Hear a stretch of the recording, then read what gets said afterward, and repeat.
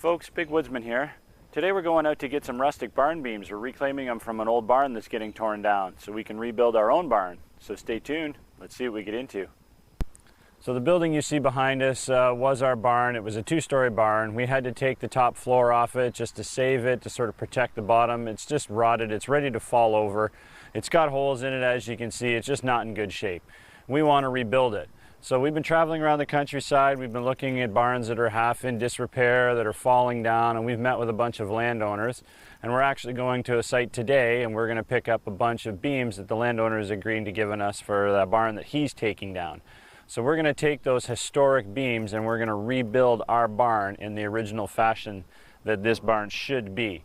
So an 1890s reclaimed barn is what we'll end up with. So let's see what we get into.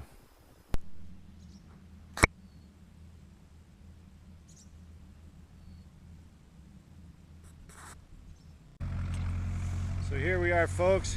We're out removing our beams from the barn. We've salvaged a whole bunch of really nice timbers. So this is what we're going to use to make our barn. This nice stack of timbers right here.